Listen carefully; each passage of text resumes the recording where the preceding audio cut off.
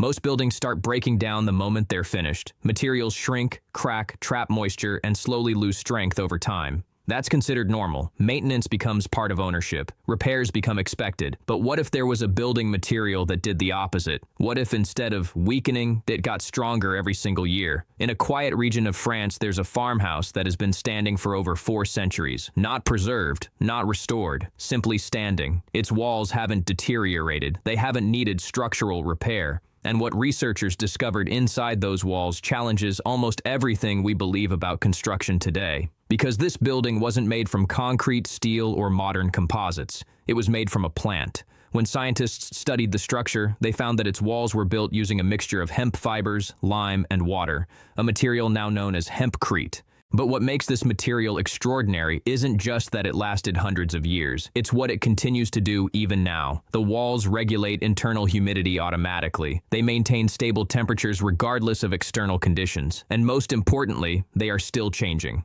slowly transforming into something stronger over time. This happens through a process called carbonation. The lime within the material absorbs carbon dioxide from the air and gradually turns back into limestone. In other words, the walls are not decaying. They are solidifying, strengthening, becoming more stone-like as time passes. And this wasn't an isolated discovery. Across different parts of the world, builders arrived at the same solution long before modern construction existed.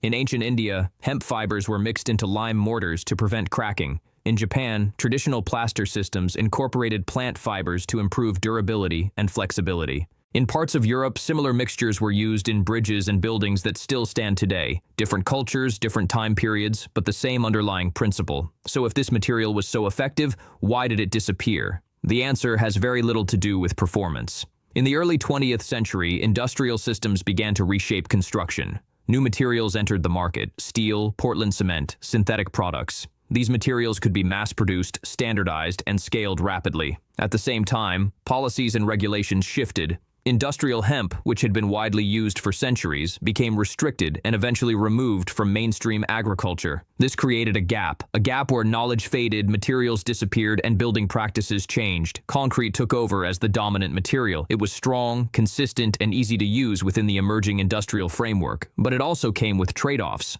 high energy consumption, high carbon emissions, and structures that, over time, often require significant maintenance.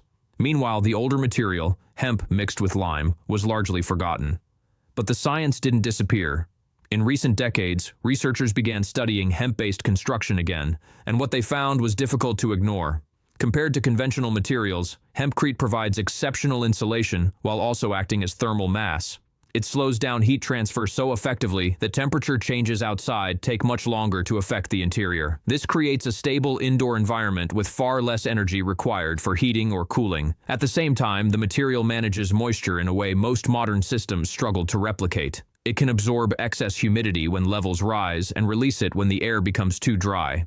This keeps indoor humidity within an ideal range, reducing the risk of mold and improving overall air quality. Instead of sealing buildings tightly and relying on mechanical systems to control the environment, hempcrete allows the building itself to regulate conditions naturally. Then there's the environmental impact. Hemp grows rapidly, absorbing significant amounts of carbon dioxide during its life cycle.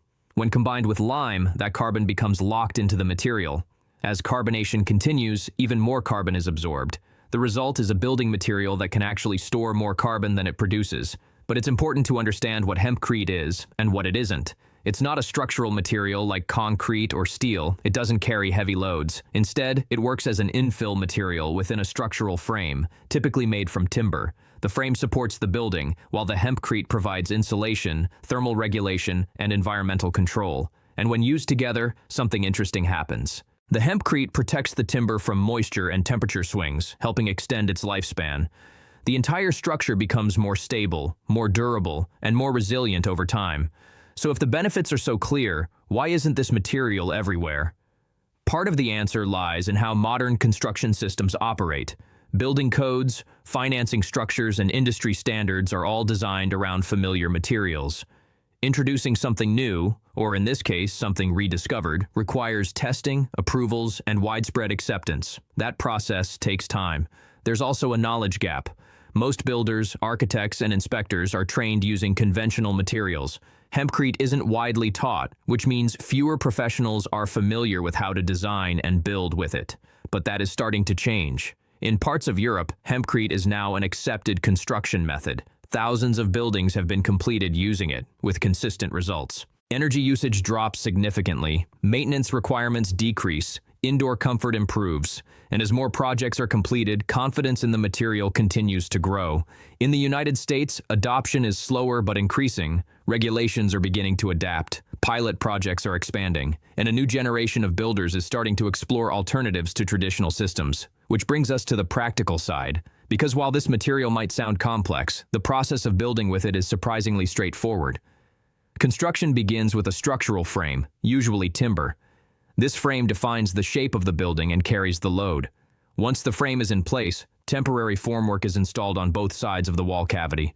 The hempcrete mixture is then prepared by combining hemp hurd, a lime-based binder, and water. The mixture is placed into the formwork in layers and lightly compacted. Not pressed hard like concrete, but gently packed to maintain its internal structure. Layer by layer, the wall is built up. Once a section is complete, the forms are removed and moved upward to continue the process. After the walls are finished, they are left to cure. This is not a fast process. The material needs time to dry and begin carbonation.